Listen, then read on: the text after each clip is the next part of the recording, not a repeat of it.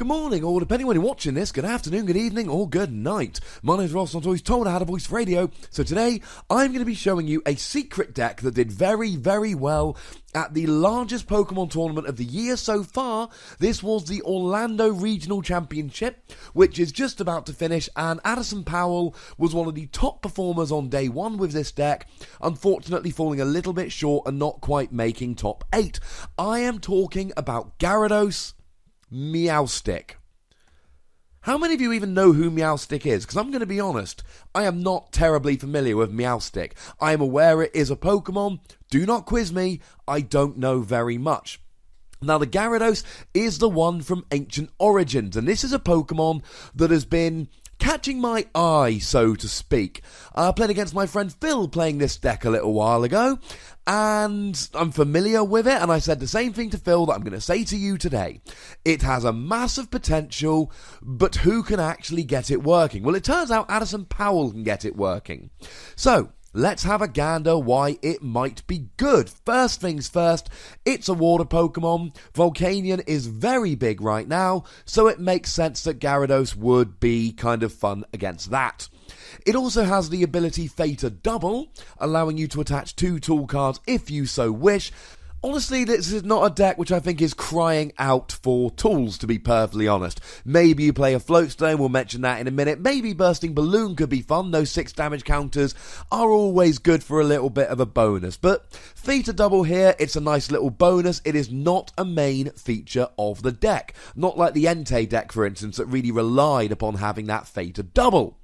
So, really, we are looking at the first attack here, full retaliation.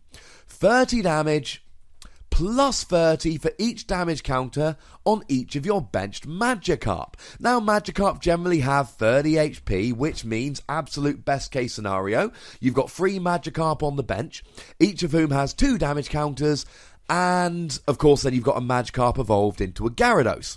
So we're talking 3 Magikarp on the bench, 1 evolved. 2 damage counters per Magikarp is 6 damage counters. Times 30 is 180, plus the 30 base is 210 damage. And you know what, ladies and gentlemen? 210 will KO almost everything. Not quite everything. There are things like Mega Gyarados, Primal Groudon, for instance, which it won't. More on them in a moment.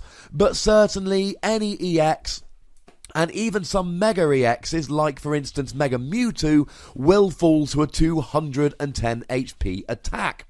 This is pretty gosh darn funky. Now you might be thinking, well, hang on a second, Ross, how do I go about getting 20 damage on each of my Magikarp? It can't be that simple. Yes, it can. Team Magma's secret base.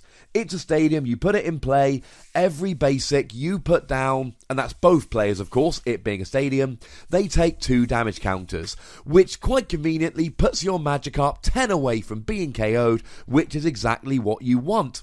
Sometimes you will also get a bonus here because your opponent will have to bench Pokemon and take 2 damage counters. Most decks in the format do play stadiums nowadays, and they're not really going to take that damage. They're just going to play a stadium before they bench anything. But you will occasionally get a little bit of a bonus here. Now, we have got to mention that 30 HP does mean you're in Shaman territory here. And that is not particularly great. The problem with Shaman is he'll do 30 HP, and sometimes you'll start with an active Magikarp. And I think the best way to play this deck is play 4 DCE and nothing else. So unless you can draw into something like a Floatstone early game, you're not going to have a lot of luck here. There will be more than a couple of games in a big tournament where you do get your Magikarp just KO'd by a Shaman using Sky Return. It's going to happen. There's nothing you can really do about this. Now, you can play something like Fighting Fury Belt to try and increase the HP of your Magikarp. I would recommend that you don't. It's not going to do anything for Gyarados not being a basic. And honestly, ladies and gentlemen, if people are KOing your Magikarp, they're not KOing your Gyarados. And that is a lot better. Replacing a single Magikarp is a lot easier than replacing a Magikarp evolved into a Gyarados with a double colourless energy attached. That is going to be a lot nicer for you. Now, there are technically other options here. You could use something like a Doug Trio to do 10 damage to all of your bench. Let's be clear about this. It's incredibly clunky. Anything other than Team Magma's secret base is going to be incredibly clunky. Now, speaking of Magikarps always having 10 HP remaining, now this could come back to bite you if your opponent is playing very, very, very specific Pokemon. For instance, Spinder and the promo Celebi can both do 10 damage to each of your Pokemon, which will KO all your Magikarps on the bench. Hands up if you play Celebi or Spinder in your deck. Didn't think so. Now, if Gyarados ever got too big, people could start teching in Spinder, but as I've said, this is a brand new deck. Maybe one day everybody starts playing Spinder and Gyarados becomes unplayable. It does, after all, attack for just a single energy of any type, so it would be easily teched in. We are a long way, ladies and gentlemen, from Gyarados being big enough that we have to tech for it. So chill those proverbial boots. Now, you are going to have to recover these Magikarp very, very regularly. We have a couple of options. Number one, don't use Revive. Because, of course, if you use Revive, it puts it straight onto your bench, and you don't get the benefit of Team Magma's secret base doing 2 damage counters onto each of your Magikarp. Don't do that. You can use Super Rod, but of course Super Rod puts it back into your deck, so you then have to get it out of your deck later on. Similarly, you could use Max Revive from Generations, puts it on top of your deck, but you've still got to draw a card. You could combo this with something like Acrobike to make sure you draw the card, but it's still clunky. Best bet here, Buddy Buddy Rescue. You get a Pokemon from your discard, your opponent gets a Pokemon from their discard. And there are going to be some games where your opponent wins from this and gets a Pokemon they like, but that's something that you're just gonna have to deal with. Other times you'll make them pick up a Pokemon they don't want, and they'll draw one fewer card from Shaman, or something else that they don't like. Nice and simple. What you want to do here is you want to stream Gyarados. You want to use Team Magma's secret base, and you want to use Buddy Buddy Rescue to get all of those Magikarp back. All you want to do here, as simple as possible, is just have a Gyarados with a DCE attacking every turn with 3 Magikarp on the bench with 2 damage counters each. Now, one problem with this deck is going to be a reliance on double colourless energy.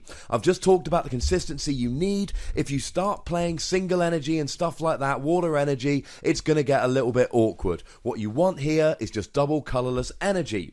Now, if you're running out of double colourless energy, you can play Special Charge, get 2 of them back into your deck, or you can play something like Puzzle of Time, which we shall talk about in a little bit. But it does give other problems. For instance, Giratina can be a pain. His Chaos Wheel attack stopping you attaching double colourless energy or indeed any special energy. But that's not a huge issue here. We can play Pokemon Ranger. Yes, you could play basic water and EXP share. Too clunky, ladies and gentlemen. This deck needs to be streamlined. You can play Pokemon Ranger, which will stop the effect of Giratina's attack. Ranger will also have a brilliant ancillary effect in that Glaceon could be a pain for this deck. Your only real attacker is Gyarados, who is of course an evolved Pokemon, and Glaceon's Crystal Ray says, ha ha ha, now I can't be damaged by evolved Pokemon next turn. Well, Pokemon Ranger turns that off and you are rolling. Ranger, very good in this deck. Now, the other thing Addison played, which was an unusual card, which is genius when you think about it, is Meowstic EX from Generations. Again, I personally have never played this card in a deck. Most people haven't. When Generations the set came out, everyone was going crazy over Jolteon EX. Nobody was going crazy over Meowstic. And 160 HP is low for an EX, and the attack is garbage, but the ability Shadow Ear is wonderful. Only works if he's active. But if he's active, you get to take a damage counter from one of your Pokemon and put it on one of your opponent's Pokemon. That's right, ladies and gentlemen. You get to do extra damage. And this is good for a whole bunch of reasons. Now, firstly, you are playing a non-EX deck, you're going to give up some KOs, there's going to be plenty of opportunities to put Meowstic in the active. Might I suggest putting a Float Stone on him so you can move the damage and then just retreat. However, let's remember that Meowstic, like everything else, will be taking 2 damage counters when you bench him with Team Magma's secret base out. Usually putting 2 damage counters on an EX would be a bad thing. Here, that's 2 damage counters that you get to switch onto your opponent's Pokemon. But really, sometimes 10 damage will be the difference here. We saw that you do 210 damage if you've got 3 Magikarp with 2 damage counters on each, and 210 damage will be the perfect amount to KO a Mega Mewtwo. But against something like a Mega Rayquaza, for instance, they've got 220 HP, which means you'll be 10 damage short. Not a problem, because you move a damage counter from Meowstic onto Rayquaza, then you do the attack for 210, and that will be enough to get the KO. Meowstic is a lot better than he at first appears. He allows you to hit those KOs. You've got pretty much a hard damage cap of 210, unless you play something like Giovanni's, but that's likely to be clunky. But Meowstic here really helps you to hit those numbers, as well as just getting extra damage on the bench. Let's not forget that some decks will play things like 40 HP Combees, and you never know, you might be able to grab cheeky KOs with this over the course of a game. It's better for hitting numbers, but sometimes over the course of a game, you can just pile damage counters on a Pokemon. You could, if you wanted to get really clever here, even play a couple Meowstics and a switch. So you put 1 Meowstic up, you move a damage counter, you switch into a second, you move a second damage counter, and then you retreat into Gyarados. I love Meowstic, ladies and gentlemen. In this deck particularly, it is an excellent play. Now, we need to look at some options here, other things we can do, and there are some good options, and there are some bad options. Let's start with the good options. Firstly, Teammates. Teammates is a card that allows you to search your deck for any 2 cards when you've had a Pokemon KO'd the previous turn. And you know what? I'm okay with this because you are going to need to recover Gyarados, Double Colorless Energy, Magikarp, your Stadium, etc. You're going to need to get this stuff out on a regular basis. You're going to be giving up KOs from weak non-EX Pokemons regularly. You might as well get something from it.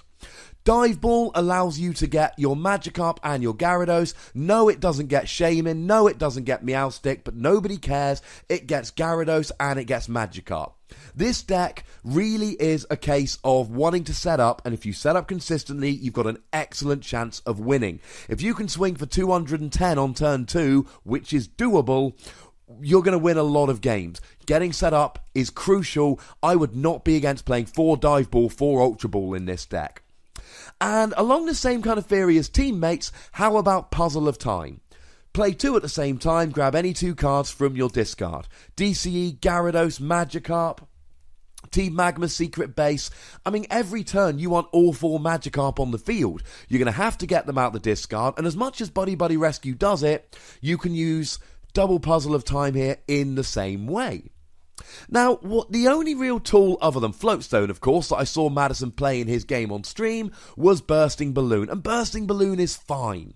It's a fun little card, it's not amazing, and it's not the key to the deck like it is in Garchomp, see video in the description, but what it does is it covers for a Magikarp. Maybe you've got a Magikarp prized, that's basically 60 damage that you're losing here. You are losing 30 damage per damage counter on Magikarp, 2 damage counters, 60 damage. So Bursting Balloon covers for a Magikarp. It's most useful if a Magikarp is prized, but more damage is more damage. Don't cut consistency cards for Bursting Balloon in this deck, but if you've got space for 1 or 2 or 3 or 4, then play that many. But don't worry about it, ladies and gentlemen. It's good, it's not exceptional, it's not needed like it is in decks like Garchomp. Now, some bad options. Archie's ace in the hole. You get to put a Gyarados on the bench as if it was a basic Pokemon, meaning you can put all of your Magikarp on the bench with 2 damage counters on each. Let's be clear about this. This is not going to work regularly. You have to have a Gyarados in your discard, and you have to have 0 cards in hand. We've lost Battle Compressor, etc., etc. This is not a consistent option. Don't play it. Secondly, evolutions. Now, you've got the Jolteon, you've got the Flareon here, which will mean that as well as being water type, you can be fire and electric type. Help yourself get one-hit KOs on decks like Mega Rayquaza and Sceptile. Let's be clear about this, they are too clunky. This deck thrives on consistency. Options, but not ones I'm going to be going with. Wally, because, hey, I can get a turn 1 Gyarados. Once again, it's tempting, but you don't want a turn 1 Gyarados at the risk of flaming out the rest of the game. You want to consistently have a Gyarados of a DCE, 3 Magikarps on the bench, and your stadium. This deck relies on drawing lots and lots and lots and lots of cards. You aren't doing that if you're playing a Wally turn 1. Decks like Greninja, where you just need a Frogadier and a Water Energy, yeah, you can get away with playing Wally. In this deck, I believe it's a little bit too clunky. And Talonflame, if you want a good starter in any deck, Talonflame is good. Here, it's just as good as it is in every other deck, for the exact same reasons. But again, I'm not sure about this. Yes, it will help you set up, but it's taking away cards like Bursting Balloon. Maybe you're not able to play 4 Dive Ball, 4 Ultra Ball, for instance. Maybe this is a deck where there's too many consistency cards you need otherwise. Maybe I'm wrong. Talonflame is the best of a bad bunch in terms of my decks I wouldn't want to play, but I'm not sold on it like I am in other decks. So to finish looking at a couple of matchups here, and let's be clear about this. If Gyarados has a good turn 2 and goes off hitting for 210 with 130 HP, or 110, take away the 2 damage counters when you pop him on the bench, you are going to be rolling very, very nicely here. You are going to win an awful lot of games. But that's not always going to happen. Volcanion, very easy matchup. You're hitting for weakness. You don't need many damage counters on many Magikarps. Mewtwo, this is the match we saw on stream with Addison, and honestly, Mewtwo's not a bad matchup. Now, if you've got Magikarps prized, etc., that's a problem, but if you can just play all 3 Magikarps with 2 damage counters each, you're hitting 210, you're one-hit KOing, Mewtwo is a deck that relies on not being one-hit KO'd. So if you're just one-hit KOing, you're probably going to win. As a side note, because you cannot afford to have Magikarps in the prizes, you need to play Town Map in this deck. It needs to happen. I don't think it's a question in this deck. You've got to have yourself a Town Map. Rayquaza is a more difficult matchup because they are faster, because they are more consistent. However, with 1 Meowstic damage counter switched, you're hitting 220, and you're going to be playing 40 Magma's Secret Base. It's too important to play fewer than 4, which means that you can get rid of their Skyfield while getting the occasional one-hit KO. That could be enough to disrupt them.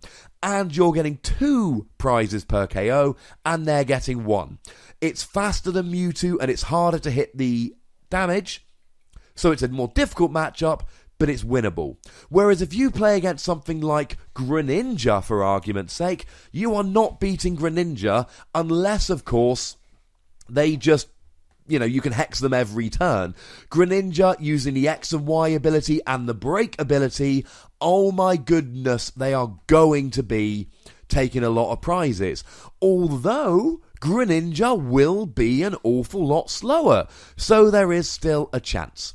The biggest problem with this deck is inconsistency. There are going to be games where you don't set up, you have Magikarps KO'd, there's nothing you can do about it, and you lose. But there are going to be games where you do set up and win. If you set up brilliantly turn 1, there's just so many games here where you're going to absolutely roll your opponent. But inconsistency will mean that the opposite is sometimes done to you. I think this is a deck that might have legs, ladies and gentlemen. It's clearly powerful. It needs to be consistent. There are going to be a lot of people out there thinking things like, well, if I put the evolutions in, or if I put a Wally in, and what I'm going to say is, nice and simply, this is a deck that wins because it's consistent and it sets up. Or it doesn't, and it doesn't. But it's got favourable matchups against top decks at the moment. It's a non-EX deck, which means the prize trade is all in your favour. And you know what? I like this. Now, you know the deal. Comment, like, subscribe, @TheWassy on Twitter. But the big request I've got today is that I've already uploaded a video. It is about the new Pokemon GX Gumshoes, and it's going very, very well. And yet, there's a new deck out. People are asking for a video. I am providing a video. My request is simple. Please don't ignore my previous video just because I uploaded it quite quickly. If you do, then I'm just not going to be able to upload 2 videos in quick succession. So please make sure you check out my Gumshoes video as well. Let me wake up tomorrow morning thinking, oh my god, both my videos are taking off. This is the best day ever. That will make me very happy indeed. Show me that you want 2 videos in quick succession, and it will not be the last time it happens. Thank you very much for watching. Look after yourselves until next time. My name's Ross, and you've been watching PTCG Radio.